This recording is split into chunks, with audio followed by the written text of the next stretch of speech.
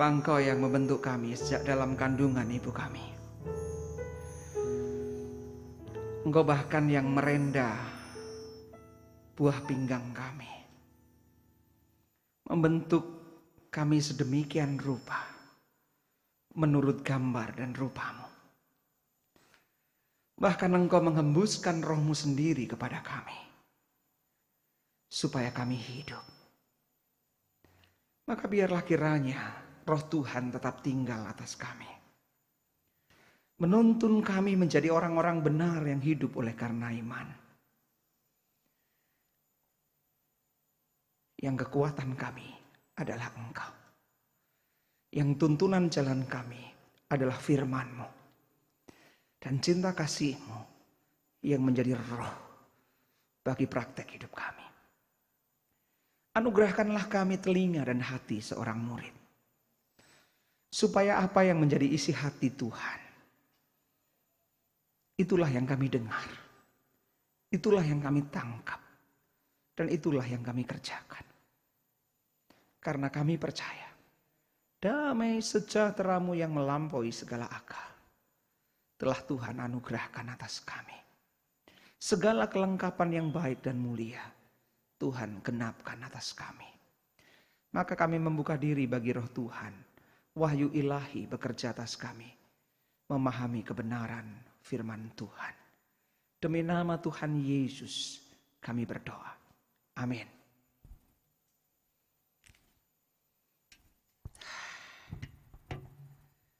Saya mau bernafas dulu.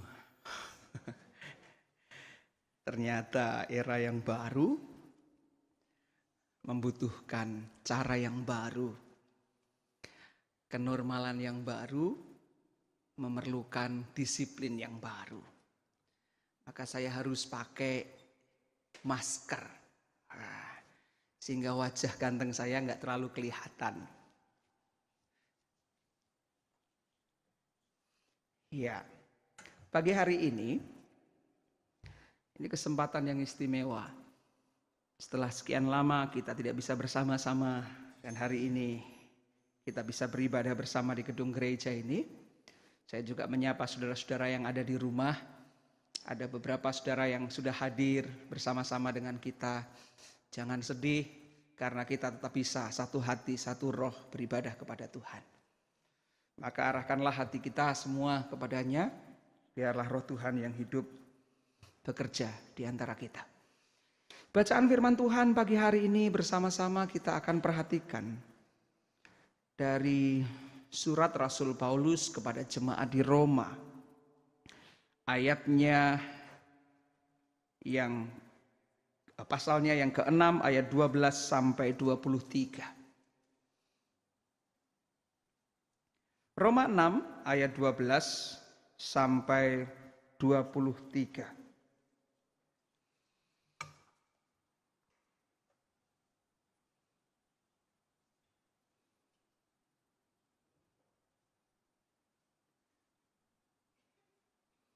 Saya akan membaca untuk kita sekalian.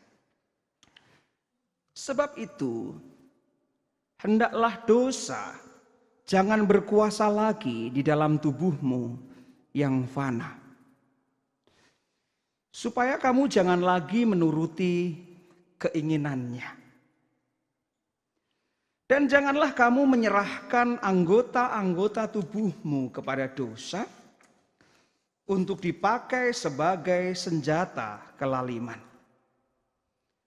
Tetapi serahkanlah dirimu kepada Allah sebagai orang-orang yang dahulu mati, tetapi yang sekarang hidup. Dan serahkanlah anggota-anggota tubuhmu kepada Allah untuk menjadi senjata-senjata kebenaran. Sebab kamu tidak akan dikuasai lagi oleh dosa, karena kamu tidak berada di bawah hukum Taurat, tetapi di bawah kasih karunia. Jadi bagaimana? Apakah kita akan berbuat dosa? Karena kita tidak berada di bawah hukum Taurat, tetapi di bawah kasih karunia? Sekali-kali tidak. Apakah kamu tidak tahu bahwa apabila kamu menyerahkan dirimu kepada seseorang sebagai hamba untuk mentaatinya, kamu adalah hamba orang itu yang harus kamu taati, baik dalam dosa yang memimpin kamu kepada kematian, maupun dalam ketaatan yang memimpin kamu kepada kebenaran. Tetapi syukurlah kepada Allah, dahulu memang kamu hamba dosa, tetapi sekarang kamu dengan segenap hati telah mentaati pengajaran yang telah diteruskan kepadamu. Kamu telah dimerdekakan dari dosa dan menjadi hamba kebenaran. Aku mengatakan hal ini secara manusia karena kelemahan kamu.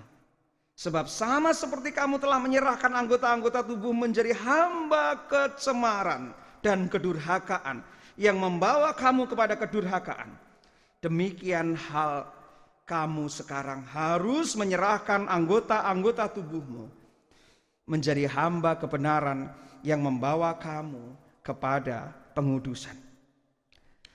Sebab waktu kamu hamba dosa, kamu bebas dari kebenaran. Dan buah apakah yang kamu petik daripadanya? Semuanya itu menyebabkan kamu merasa malu sekarang. Karena kesudahan semuanya itu ialah kematian. Tetapi sekarang, setelah kamu dimerdekakan dari dosa, dan setelah kamu menjadi hamba Allah, kamu beroleh buah yang membawa kamu kepada pengudusan. Dan sebagai kesudahannya ialah hidup yang kekal. Sebab upah dosa ialah maut, tetapi karunia Allah ialah hidup yang kekal dalam Kristus Yesus Tuhan kita. Amin. Saudara yang dikasihi Tuhan, pertanyaan yang harus kita jawab bersama-sama adalah, apa sih artinya hidup dalam kasih karunia itu? Karena kita ini adalah orang-orang yang sudah ditebus, diselamatkan oleh kuasa darah Yesus. Tetapi kita tidak memahami sesungguhnya di posisi mana kita berada. Siapakah kita dan bagaimana kita hidup sebagai orang-orang yang dikasih karuniai Allah. Saudara yang dikasih Tuhan, surat Roma ini banyak sekali berbicara tentang kasih karunia atau anugerah. Karena memang hal yang sangat khas dari kekristenan adalah anugerah. Hal yang sangat khas dari kekristenan adalah kasih karunia. Di mana kita hidup hanya oleh karena kasih karunia, kita hidup hanya oleh karena anugerah, kita hanya hidup oleh karena rahmat dan kebaikan Tuhan. Oleh karena itu saudara, mari kita perhatikan ayat 23. Sebab upah dosa ialah maut, tetapi karunia Allah ialah hidup yang kekal dalam Kristus Yesus Tuhan kita. Jadi jelas ada satu kondisi dan situasi di mana manusia disebut sebagai ada dalam kebinasaan, ada dalam kematian, ada dalam keterkutukan, ada dalam keadaan yang sangat tidak berdaya, ada dalam keadaan kejatuhan yang sangat. Itulah yang disebut dengan dosa. Dosa berarti meleset. Dosa berarti tidak sesuai dengan sasaran yang seharusnya dan sepatutnya. Dosa berarti satu keadaan di mana manusia hidup tidak selaras dengan kehendak Allah. Lalu apa masalahnya kalau saya hidup tidak sesuai dengan selaras atau tidak sesuai dengan kehendak Allah? Saudara dan saya harus tahu bahwa kita ini ciptaan Allah. Allah lah yang berotoritas atas hidup. Dia bukan hanya membuat semesta alam raya dan menciptakannya sedemikian rupa, tetapi dia juga memiliki kehendak dan tujuan atas kehidupan. Lalu apa sesungguhnya yang menjadi tujuan dan kehendak Allah atas kehidupan? yang menjadi tujuan dan kehendak Allah atas kehidupan adalah sungguh amat baik. Jadi pikiran dan hati Allah kita kenal dengan sungguh. Kehendak dan maksud Allah atas segala sesuatu yang diciptakannya ini adalah sungguh amat baik. Maka supaya semua ciptaan dan semesta yang dibuat oleh Allah ini ada dalam maksud dan rencananya untuk menjadi sungguh amat baik, maka Tuhan memiliki maksud, kehendak, tujuan melalui firman-Nya. Ada tatanan, ada tuntunan, ada kehendak, ada hukum yang supaya harus diikuti, supaya manusia selaras, dan kalau dia selaras, tujuan dan kehendak Allah yang sungguh amat baik itu terjadi. Lalu kapan keadaan menjadi runyam dan kacau? Keadaan menjadi runyam dan kacau manakala kita tidak selaras, tidak sesuai dengan tujuan, dan meleset dari sasaran yang Allah kehendaki. Itulah dosa.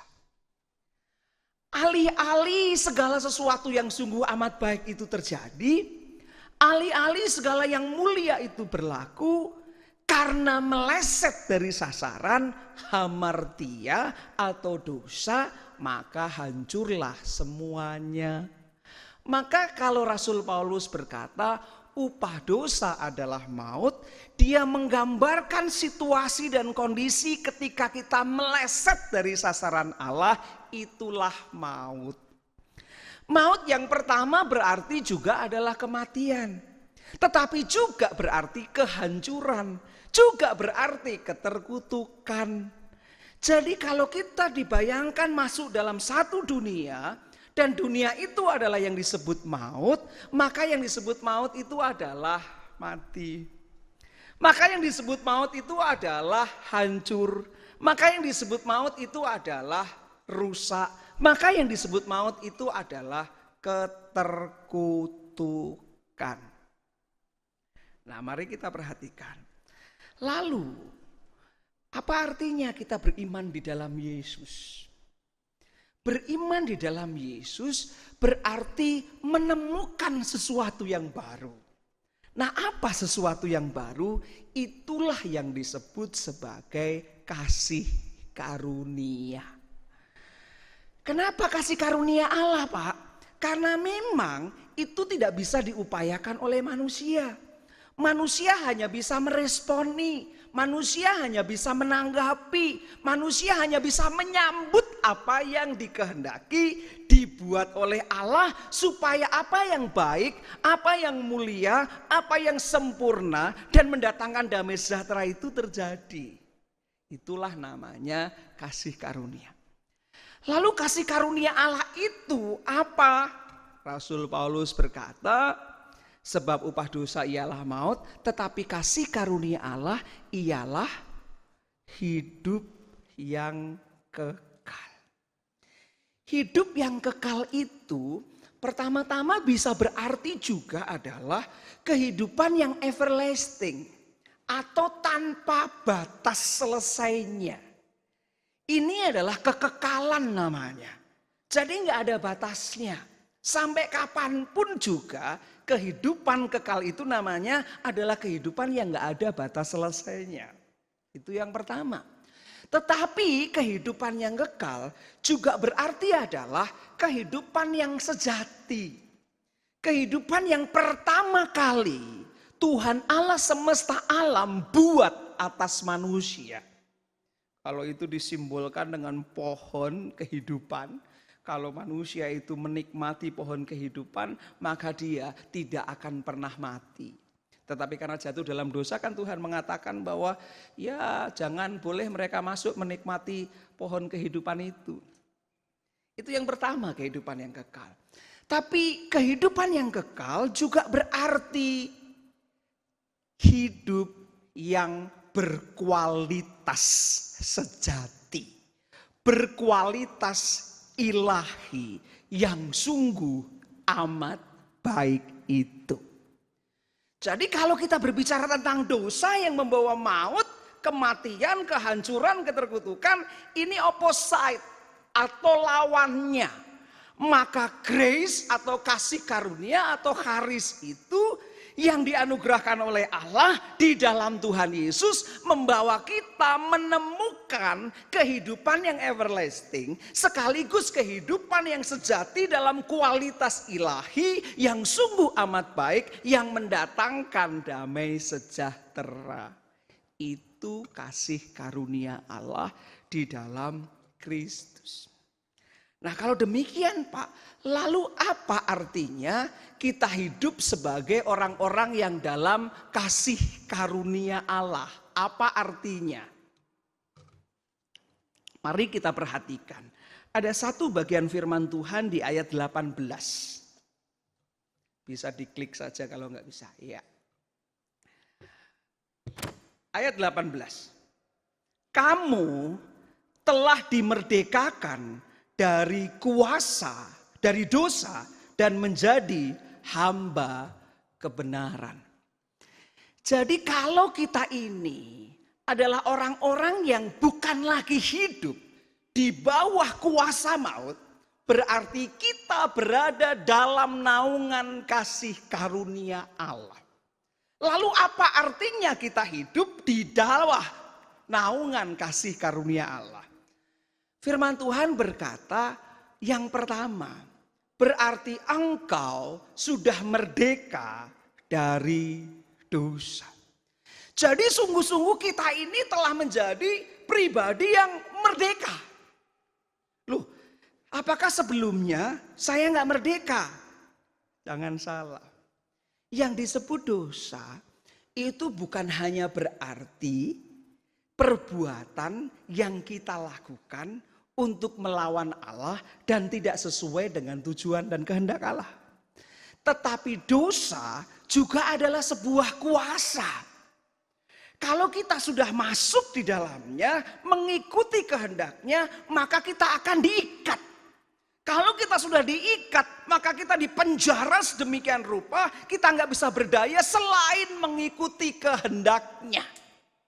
Inilah yang disebut sebagai diperbudak oleh dosa.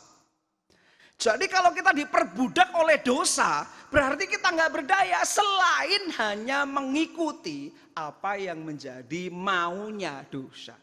Sehingga apapun yang kita lakukan itu selalu mengarah kepada meleset dari kehendak Allah. Selalu mengarah kepada hal-hal yang tidak seturut dengan apa yang dikehendaki oleh Allah. Dan itu merusak, dan itu menghancurkan, dan itu membinasakan.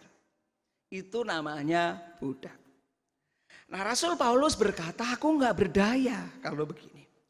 Tidak ada satu kekuatan di dalam diri kita untuk melawan itu. Keinginan kita ada, kemauan kita ada, kehendak kita ada untuk lepas dari kuasa itu. Tetapi ternyata kita hands up, kita menyerah, kita nggak berdaya. Apa yang baik ada padaku, tetapi yang kulakukan dan yang kupraktekkan adalah selalu saja bukan yang baik dan mulia yang berasal dari Allah. Kasih karunia Allah di dalam Yesus, saudara, menjadikan kita merdeka dari dosa. Dosa yang menekan engkau, dosa yang mengarahkan hidupmu, dosa yang mengikatmu, yang membuat engkau masuk ke dalam kebinasaan, membuat engkau masuk dalam kehancuran, membuat engkau masuk ke dalam ketidakbenaran itu kini sirna oleh karena kasih karunia Allah di dalam Yesus. Maka saya mau pastikan dulu, apakah benar bahwa kita ini sudah berada di bawah naungan kasih karunia? Yang artinya kita sudah dimerdekakan dari dosa. Hati kita, pikiran kita, seluruh anggota tubuh kita bukan lagi diikat dan digerakkan oleh dosa, oleh kekuatan untuk melawan Allah dan tidak mengikuti kehendak Allah. Yang kedua setelah merdeka dari dosa adalah menjadi hamba kebenaran. Orang itu seringkali begini, karena semua kan kasih karunia, maka kalau semua itu kasih karunia, kan itu kehendak Allah, Pak. Aku udah ditebus, aku udah diselamatkan. Maka aku kan hidup sesuka aku sendiri. Nanti juga kalau saya salah, saya minta ampun lagi, Tuhan ampuni. Nanti kalau saya berbuat dosa, maka saya datang lagi kepada Tuhan. Kan Tuhan itu penuh kasih karunia, sehingga saya bisa minta ampun dan Tuhan pastilah memaafkan dan mengampuni dan menghapus lagi dosaku. Itu pikiran yang keliru. Itu berarti kita belum berada di bawah naungan kasih karunia. Karena kalau kita berada di bawah naungan kasih karunia, engkau tahu pasti memang anugerah itu cuma-cuma. Tidak harus bayar kita karena Tuhan sudah membayarnya dengan lunas. Berarti bukan murahan. Sehingga kita mempermainkan sedemikian rupa, sehingga kita menggunakannya sesuka hati kita. Kita harus menyadari karena kasih karunia bukan menjadikan kita bertekun dalam dosa. Justru sebaliknya melepaskan kita dari kuasa dosa. Nah, tapi tidak hanya berhenti di situ. Karena kita juga seringkali salah. Yang penting kan aku sudah diselamatkan. Yang penting kan aku sudah dilepaskan dari dosa. Yang penting kan aku sudah punya jaminan hidup yang kekal. Maka ya sudah, sampai di situ saja. Jangan salah, hidup di bawah naungan kasih anugerah Allah bukan hanya engkau lepas dari kuasa dosa dan kuasa maut, tetapi juga hidup sebagai hamba kebenaran. Berarti kalau dosa kita sudah nggak jadi hambanya, sekarang kita jadi hambanya siapa? Jadi hambanya kebenaran. Dosa meleset, kalau kebenaran artinya apa, Pak? Kebenaran itu ukuran yang pas. Kebenaran itu berarti yang sepatutnya. Kebenaran itu berarti tepat. Nah, kalau dosa meleset, kalau kebenaran berarti tepat.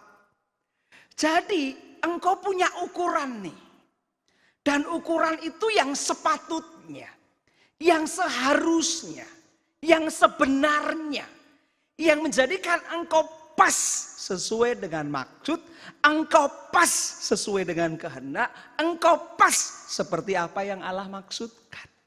Kalau ini tadi engkau ada di bawah bayang-bayang maut, engkau digerakkan untuk selalu meleset dari kehendak Allah. Di sini engkau selalu memiliki keinginan, engkau memiliki kehendak, dan engkau bergerak sesuai dengan petunjuk yang seharusnya, sepatutnya, dan pas menurut kehendak Allah. Jadi orang percaya di dalam Yesus, orang beriman di dalam Yesus, yang berada dalam naungan kasih karunia Allah adalah orang-orang yang sesungguhnya hidup tepat pas menurut kehendak Allah yang mengasihi, menebus, dan menyelamatkannya. Nah, lalu apa artinya menjadi hamba kebenaran? Mari perhatikan ayat yang ke-13b. Ayat 13b, saudara. Tetapi serahkanlah dirimu kepada Allah sebagai orang-orang yang dahulu mati, tetapi yang sekarang hidup. Dan serahkanlah anggota-anggota tubuhmu kepada Allah untuk menjadi senjata-senjata kebenaran. Menjadi hamba kebenaran sederhana. Taruhlah hidupmu di bawah tangan Allah yang mengasihi, menyelamatkan, dan memelihara hidup.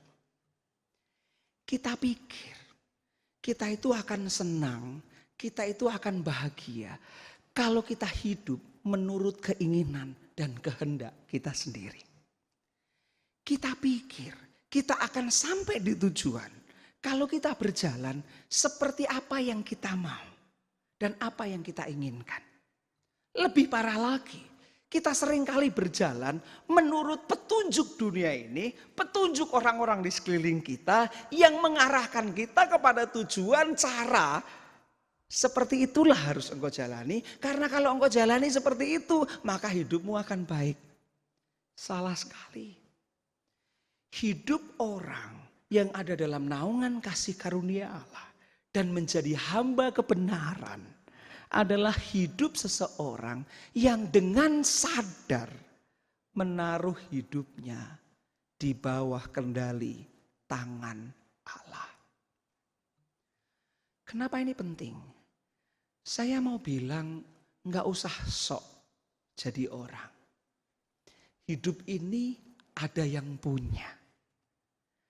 Hidup ini ada kuasa yang mengendalikan sedemikian rupa. Hidup ini ada tantangan ilahi yang suka atau tidak suka berlaku atas semesta. Hidup ini ada hukumnya. Entah saudara mau katakan itu hukum alam, entah saudara mau katakan itu hukum sosial atau hukum apapun bentuknya. Tetapi sesungguhnya ada yang namanya hukum ilahi. Nah, hukum ilahi ini siapa yang mengendalikan? Otoritas dan kuasa siapa yang mengendalikan? Itulah Tuhan Allah semesta alam. Maka kalau engkau mau dinamis dan bergerak dalam semesta ini, ikuti tatanannya, miliki kuasa dan otoritasnya. Maka benar firman Tuhan mengatakan, serahkanlah dirimu kepada Allah. Bukan serahkanlah dirimu kepada pasanganmu, serahkanlah dirimu kepada lembaga di mana kamu bekerja, atau serahkanlah dirimu kepada dunia, sama sekali enggak. Justru firman Tuhan mengatakan, serahkanlah dirimu kepada Allah. Spiritualitas yang tertinggi adalah ketika orang melepaskan kehendaknya di bawah kehendak Allah. Itu yang dilakukan Tuhan Yesus. Jadilah padaku menurut kehendakmu. Kita itu akan tenang. Kita akan menjadi penuh damai sejahtera. Cenderung tidak gerusa-gerusu. Cenderung presisinya akan tepat kalau kita fokusnya benar. Fokus hidup adalah yang ilahi. Itu satu. Yang kedua, kita akan menjadi tenang dan cenderung tidak gerusa-gerusu dan hidup kita terarah manakala bukan lagi aku yang hidup, tetapi Kristus yang tinggal di dalam aku dan hidupku digerakkan oleh kehendak Allah. Itu yang namanya kepasrahan. Itu yang namanya keberserahan. Itu yang namanya adalah menempatkan diri kita untuk dikendalikan oleh maksud dan kehendak Allah. Maka tidak bisa tidak. Apa yang saudara mau supaya terlibat dalam semesta ini? Apa yang kita mau supaya kita tetap eksis di tengah dunia yang bergejolak, yang tidak mudah kita kendalikan ini? Pastikan bahwa engkau ada dalam kepasrahan, keberserahan kepada Allah. Orang yang berserah kepada Allah itu merdeka. Orang yang berserah kepada Allah itu tenang. Orang yang berserah kepada Allah itu damai. Orang yang berserah kepada Allah itu jernih pikiran dan hatinya. Kalau saya sudah berserah, Pak, lalu apa yang saya harus lakukan? Firman Tuhan jelas berkata kepada kita, serahkanlah anggota-anggota tubuhmu untuk menjadi senjata kebenaran. Rasul Paulus kepada orang-orang di Roma berbicara tentang ibadah yang sejati. Apa sih sesungguhnya ibadah yang sejati? Ibadah yang sejati ternyata adalah bukan soal kumpul-kumpul di gereja. Pandemi ini mengajar kita untuk menguliti hal-hal yang gak esensial dalam iman. Supaya kita ketemu sampai di dasar dan pusatnya. Dan termasuk berkaitan dengan ibadah yang sejati yang harus kita miliki. Apa itu ibadah yang sejati kita miliki? Yaitu mempersembahkan tubuh kita. Ini lebih daripada sekedar uang. Ini lebih daripada sekedar nyanyian. Ini lebih daripada sekedar barang. Tetapi esensi diri kita. Itu yang justru harus kita persembahkan menjadi persembahan yang hidup, yang kudus dan berkenan di hadapan Allah. Jadi peribadahan yang sejati bukan ibadah liturgis di dalam gereja dengan tata ibadah tertentu.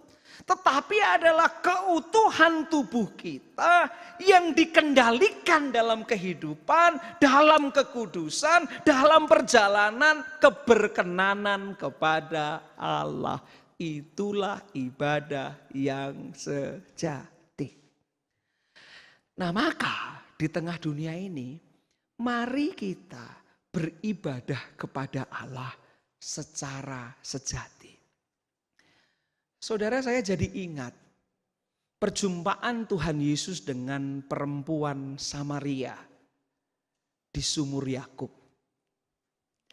Perempuan ini bilang sama Tuhan Yesus, "Kamu kan orang Yahudi, tidak bergaul dengan kami, orang Samaria."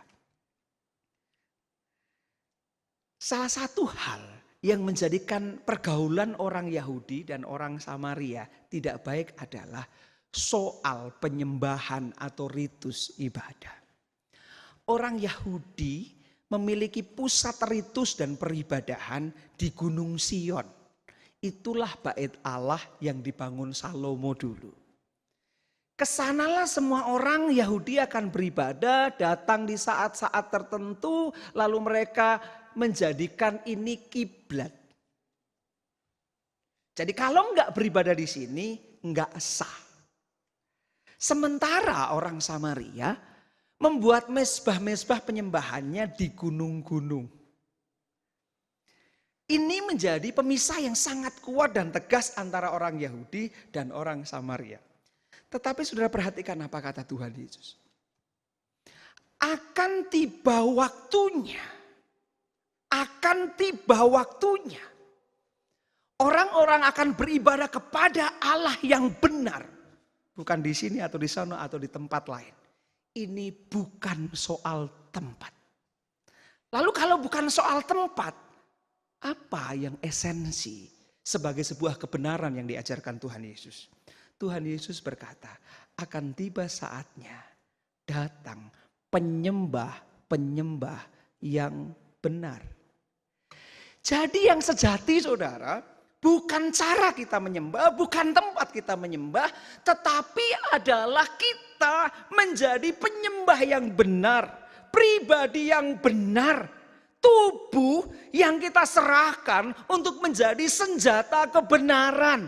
Seluruh anggota tubuh kita yang dikendalikan oleh kehendak Allah untuk berjalan sesuai takaran, tuntunan, dan tatanan Allah. Nah maka bagian firman Tuhan berkata sangat bagus di Efesus 2 ayat 10. Karena kita ini buatan Allah, diciptakan dalam Kristus Yesus. Kita dibuat Allah, jatuh dalam dosa, hancur. Kita mengalami penciptaan baru, kita mengalami kelahiran baru dalam Kristus. Jadi kalau kita harus memasuki new normal atau kenormalan baru dan sesuatu yang baru yang harus kita masuki, nggak usah takut. Karena memang kekristenan itu esensinya adalah pembaruan. Kita sendiri mengalami kelahiran baru oleh karena kasih karunia Allah dalam Kristus. Kalau kita sudah dilahirkan baru dan diciptakan baru di dalam Kristus Yesus, untuk apa? Untuk melakukan pekerjaan baik. Please perhatikan, kita ini bukan diselamatkan, dicipta secara baru, dilahirkan baru, ada dalam naungan kasih karunia Allah, merdeka dari dosa, memiliki kehidupan yang kekal. Bukan hanya untuk dinikmati sedemikian rupa.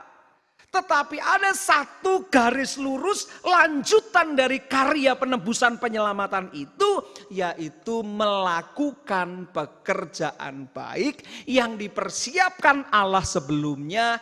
Ia mau supaya kita hidup di dalamnya. Jelas ya? Ia mau supaya kita hidup di dalamnya. Dalam apa?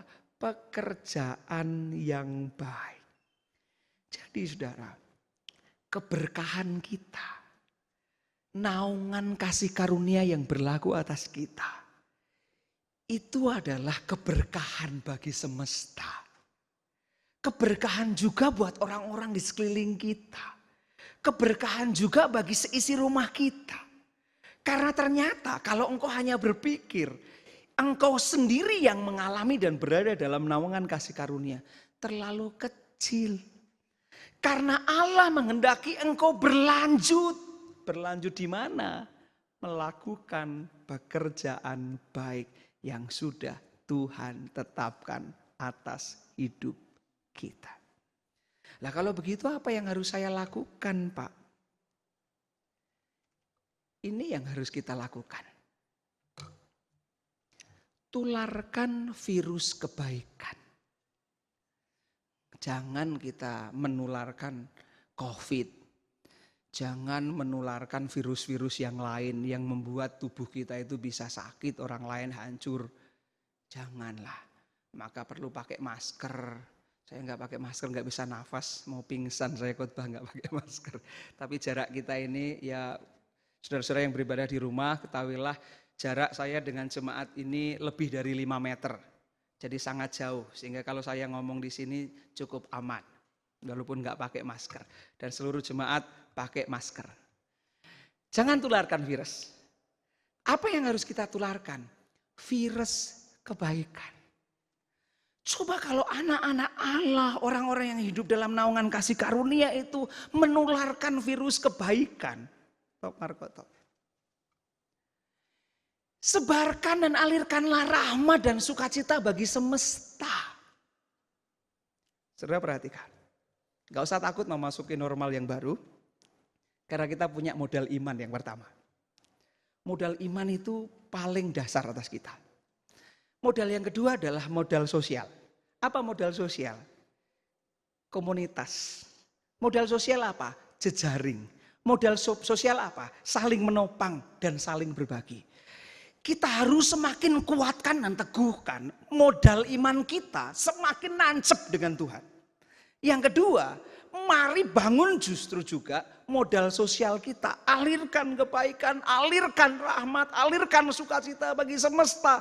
Dan itu yang dikehendaki Allah bagi kita orang yang hidup dalam kasih karunia itu. Sudah saatnya kita nggak hanya hidup bagi diri kita sendiri, tetapi kita hidup menurut pekerjaan Allah yang sudah ditetapkan sejak awal bagi kita. Pastikan kita semua ada di sana. Yang selanjutnya saudara perhatikan. Lalu kalau saya sekarang berpaut dengan Allah, hidupku ada di tangannya, menyatu dengan Allah di dalam Kristus. Apa yang akan terjadi atas diri saya? Balik lagi saudara. Kalau engkau perhatikan kitab Kejadian, ketika kita diciptakan menurut gambar dan rupa Allah, citra ilahi di dalam diri kita oleh Tuhan Yesus dipulihkan. Maka gambar dan rupa Allah dan citra ilahi yang telah berlaku atas kita, perhatikan. Firman Tuhan berkata, beranak cuculah dan bertambah banyaklah. Secara ilahi ada kuasa yang bekerja di dalam diri kita untuk mengalami multiplikasi atau pelipat gandaan yang menjadikan kehidupan ini semakin komplit. Apa saja yang dilipat gandakan Allah melalui hidup kita? Banyak. Tapi sadari dulu, kita ini bukan jadi minus, tetapi kita akan plus. Kita akan bertambah. Meluas dan meluas. Karena apa?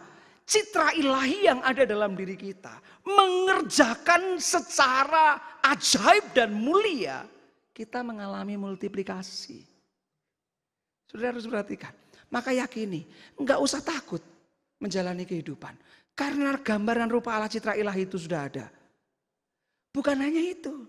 Bahkan Tuhan Allah sendiri berkata, berkuasalah Jadi kita bukan hanya memiliki kuasa untuk melipat ganda atau bermultiplikasi, tetapi juga memegang otoritas ilahi, mengendalikan kehidupan.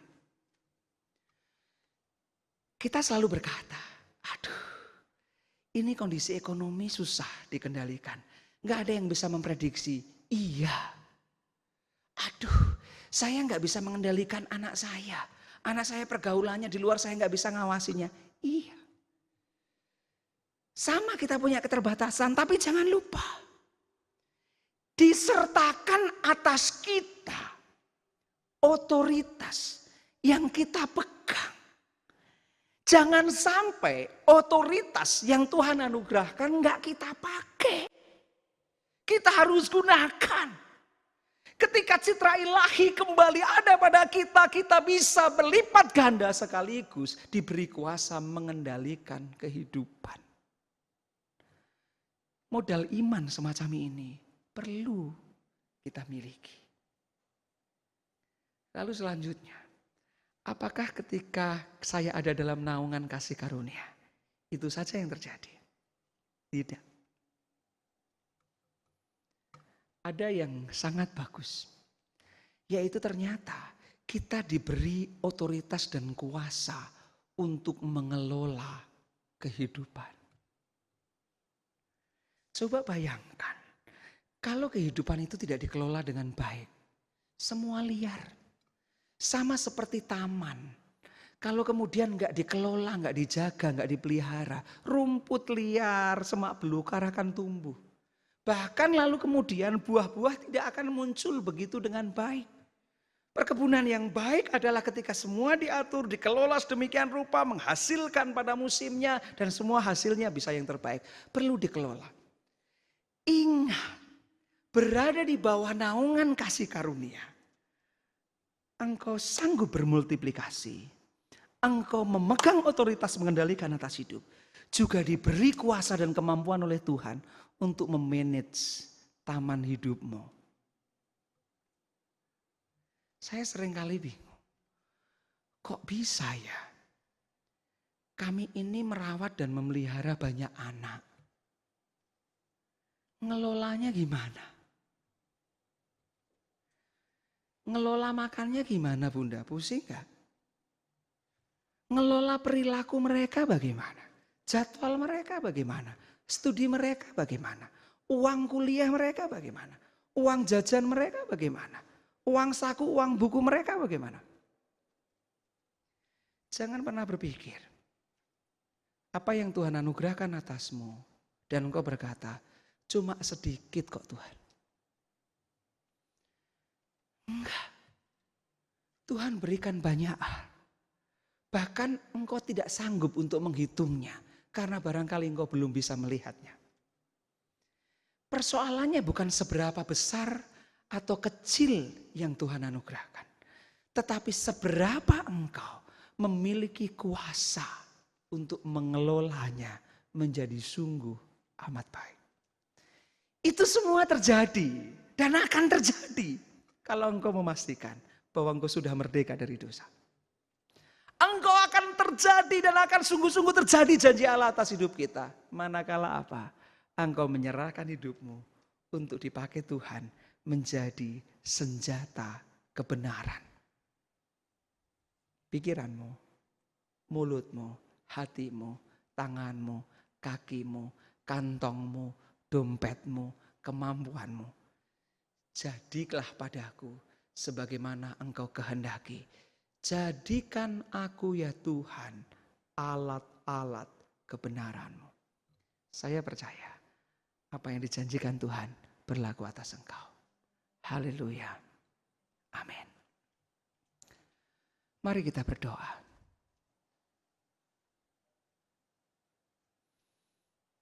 Bunda akan menaikkan doa, tanggapan firman sekaligus syafaat bagi kita. Mari kita berdoa. Bapa Surgawi, di dalam nama Tuhan Yesus, kami bersyukur kami diberkati oleh Tuhan. Senantiasa Engkau menyertai, menolong dan memelihara hidup kami. Kami bersyukur dapat beribadah bersama-sama di pagi ini. Bahkan sangat istimewa bersama dengan saudara-saudara kami yang masih tetap berada di rumah. Engkau Tuhan memperdengarkan suara kebenaran-Mu. Kebenaran firman Tuhan sudah kami terima, kami dengarkan. Dan Roh Kudus menolong kami untuk mengerti, mencernanya dengan sukacita dan bijak. Terima kasih Tuhan. Berkatilah hamba-Mu yang memberitakannya kepada kami. Dan berkatilah kami semua supaya menjadi pelaku-pelaku dari kebenaran firman Tuhan. Sungguh kami mau hidup seperti yang Tuhan mau, Tuhan kehendaki. Ajarlah kami Tuhan menjadi anak-anak Tuhan yang taat dan setia. Supaya rancangan Tuhan sejak awal mencipta kami, untuk kami melakukan pekerjaan-pekerjaan baik dalam kebenaran ilahi, dalam kebenaran sejati di dalam Tuhan Yesus Kristus, memuliakan Bapa di surga. Amin. Kami berdoa sungguh menyerahkan kehidupan bangsa dan negeri kami ke dalam tangan kasih-Mu. Kiranya Engkau Tuhan yang memberkati bangsa kami. Engkau yang menyertai dan melimpahkan segala berkat terbaik, berkat yang indah, berkat yang mulia dari surga, yang mendatangkan kehidupan yang penuh damai sejahtera. Tuhan alirkan bagi bangsa kami. Engkau yang memberi hikmat marifat, pertolongan kepada para pemimpin di negeri ini, bahkan di daerah-daerah. Engkau memberkati setiap kebijakan yang diambil. Engkau menganugerahi roh takut akan Tuhan, sehingga karya, pelayanan dan kerja para pemimpin kami sungguh-sungguh ada di dalam kuasa takut akan Tuhan dan dalam penyertaan pertolongan-Mu. Terima kasih Tuhan. Kami berdoa untuk semua masyarakat Indonesia tanpa kecuali, dari ujung Sabang sampai Merauke, utara, selatan, timur dan barat. Sungguh diberkati Tuhan kehidupan kami dengan berkat keamanan, ketentraman, damai sejahtera. Dengan berkat kerukunan, perkawanan yang baik, persaudaraan yang kudus. Dengan segala kemurahan, kebaikan, pertolongan, pemeliharaan Tuhan yang ajaib hadir untuk setiap pribadi di negeri ini. Tidak ada satupun yang ditinggalkan oleh Tuhan. Kami yakin, kami percaya, kami semua dikasihi oleh Engkau ya Tuhan. Amin. Kami menyerahkan untuk gereja Tuhan GKMI Cempaka Putih ke dalam tangan kasih-Mu, kehidupan setiap pribadi, setiap keluarga kami berserah.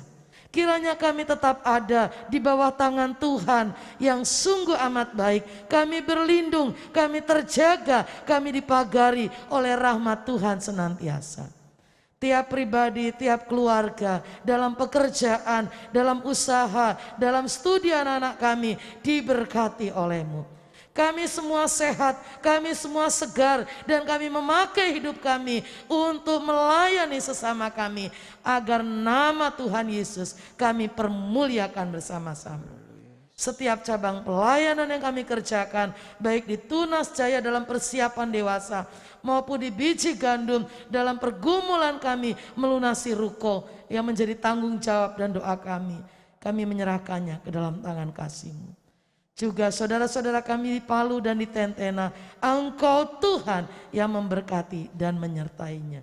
Terima kasih Bapa, segala hormat, pujian, kemuliaan hanya bagi Bapa di surga, di dalam Tuhan Yesus yang mengasihi kami semua dan yang telah mengajar kami berdoa.